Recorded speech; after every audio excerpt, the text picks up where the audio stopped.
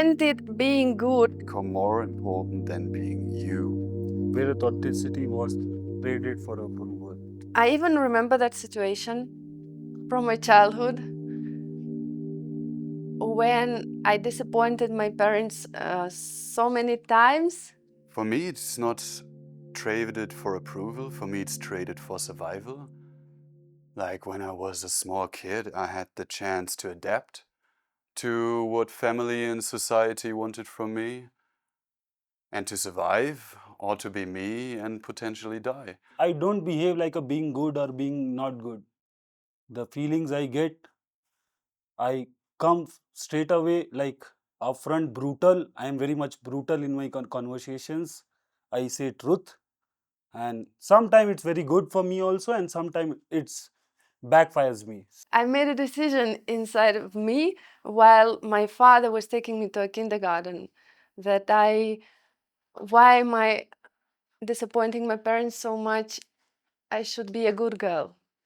And since that, even since that time, I was trying to be a good girl, and I stopped being emotional, impressive, and like crazy, unpredictable. And then I had to learn it again when I was a grown up. Very early. Very early.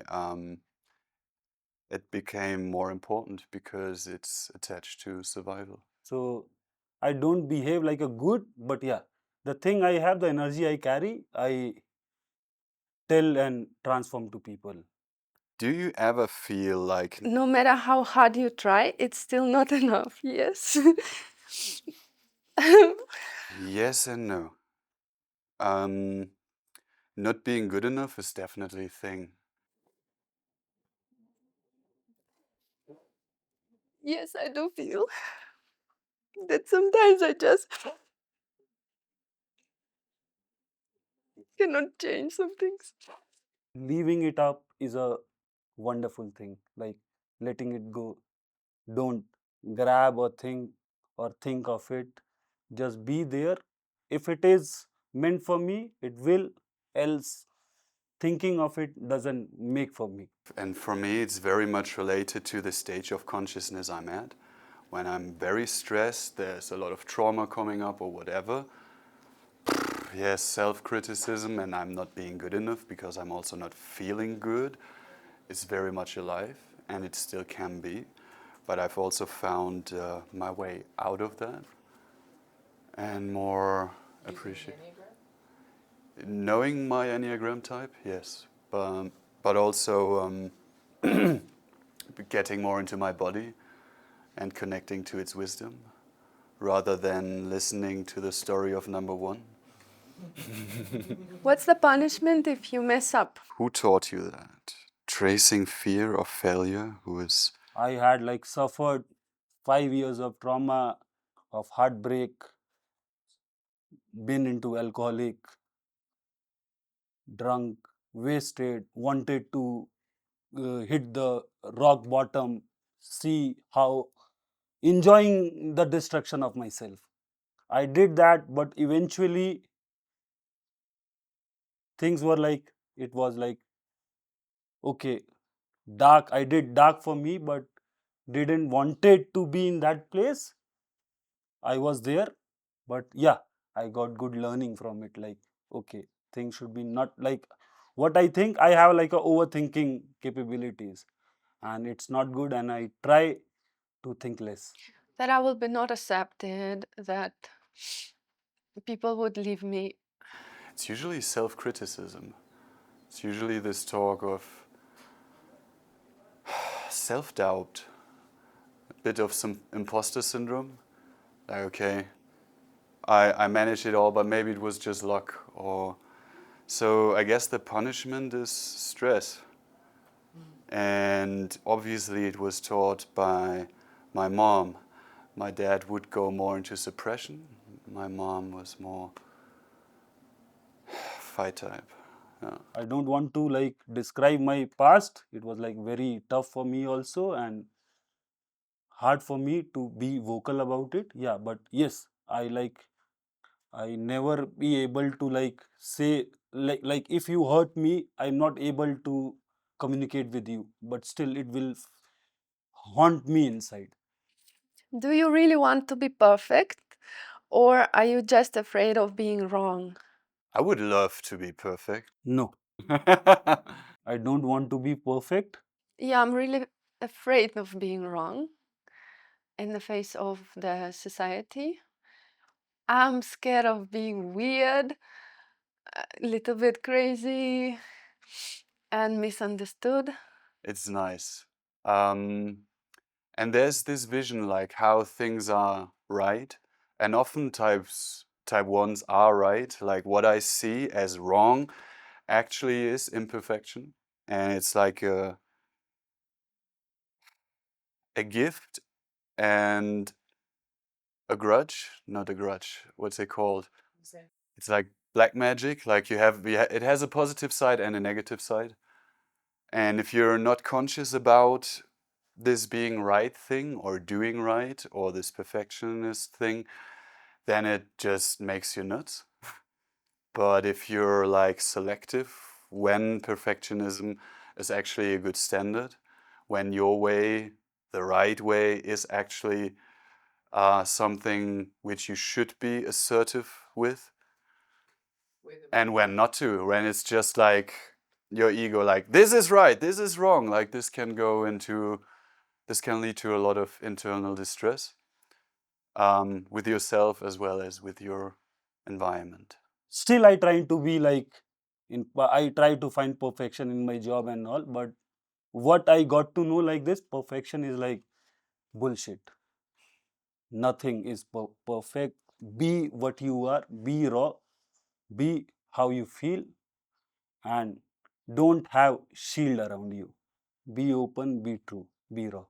What part of you is still trying to make up For something that wasn't your fault. the inherited guilt beneath control? That's how things go in my life. Because I need really a lot of time to understand that what was going on was not my fault. Yeah, it's like the helper. Number ones are very close to the two. So I can very much go into my helper. Like I wasn't rescued when I was small, nobody helped me. So now I'm going into my helper and I'm rescuing everybody. I saw this tendency of mine. I could see the drama it created. So I'm not really very much into that anymore in rescuing people. Um, so yeah.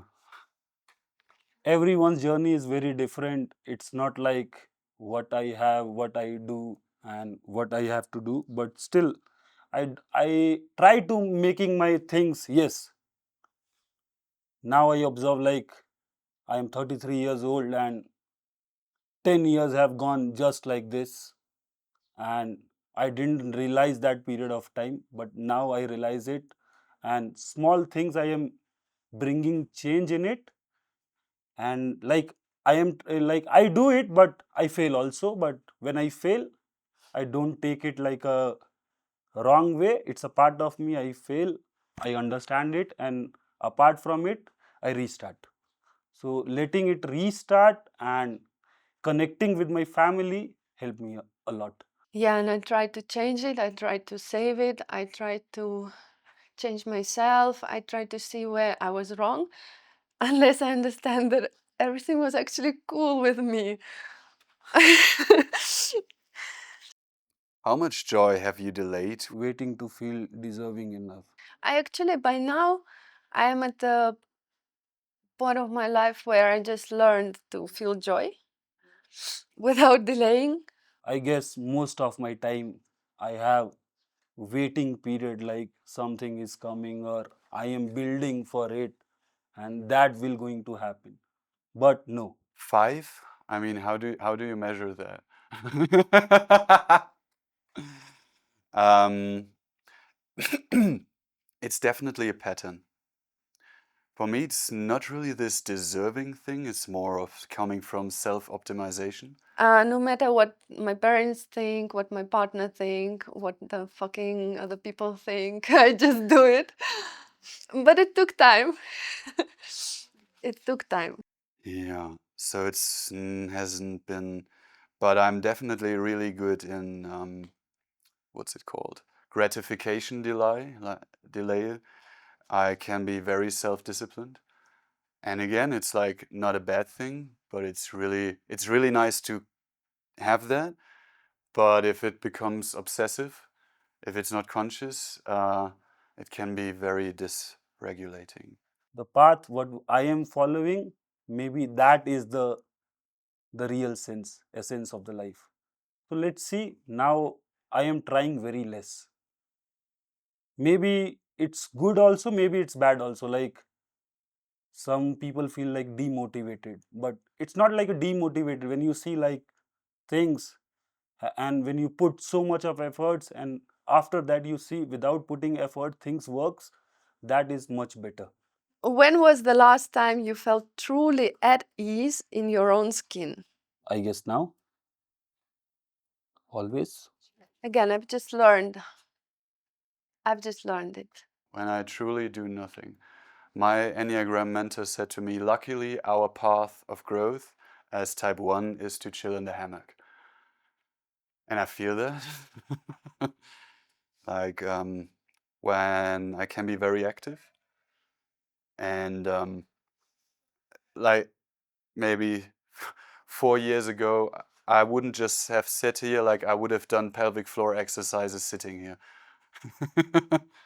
It's like otherwise it's like a waste of time, you know. Like I was very active, I was always doing something, and now just you know, chilling is for me my ambrosia, and this is when I feel at ease in my skin. When I let go of this, I have to, I must, and just yeah. Momentally I try to be like, I don't expect things for a month or 2 months. I try to enjoy my life a second hour and take it like normal. Not much of a planning, not much of a thing. Be into the motion and universe play its game. What would it feel like just to be without fixing anything? Yeah, really good. Why we have to fix? Maybe yeah, fixing is like a thing. I don't like go for fixing a thing. Let it be. What I observe, if something is happening, go for it, let it be, and eventually that thing will transform you up into another perspective. And for me also, like I suffered, and the suffering made me who I am right now. I think it already feels fine. Yeah, it feels fine.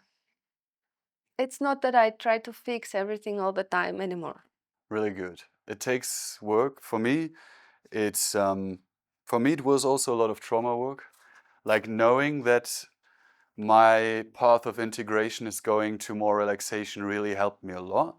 But also seeing that I, for example, had shock trauma, operational trauma in a very young age, so my system was very agitated. And just knowing about the Enneagram wouldn't help me. So I had to release trauma to just be, because my ability to be in the present moment was disturbed by so much background noise, because when I was becoming present, it was overwhelming. So yeah, it feels amazing just to be without fixing anything. But for me, that's it takes some more work to reach there, to be fully present, to just be. Without like suffering, life is like less, uh, like less enjoyable or what. Suffering is very important for me. Like it's a emotion we skip, we don't want to follow, we avoid it. But what I suggest, suffering, we should accept it, and yeah.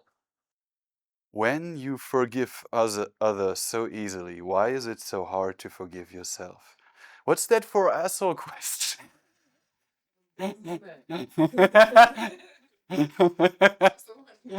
You're just trying to poke the people a little. Yeah, like whatever I'm doing, is it about relationship or my work or communications? I just get very emotional and upset when it doesn't work. And it's the first reaction. And then it takes me time to understand that these are the things that had to happen for me and for others to see things. This is exactly how it had to be. And this is just a moment of growth, and it really changed me so much. This is how it had to be. And then I fully accept it, I relax inside, and then I feel like, okay, this is not a mistake, this is just my amazing experience, and more of that. This is exactly what I was asking for at the moment when it started. Exactly. And I was not like aware enough or conscious enough to ask what I want in the beginning when it doesn't work. And then I'm like, okay. We have only one life. I have like one drama with you. I always be thinking on it. So settle it down. Maybe your problem, I understand. Okay, you are like this. I have to be acceptance that your individuality is like this, my individuality is like this. Don't struck on a single point or a single argument. Let it be. Things come, things go. Don't see a person on the situation. Situation comes and go.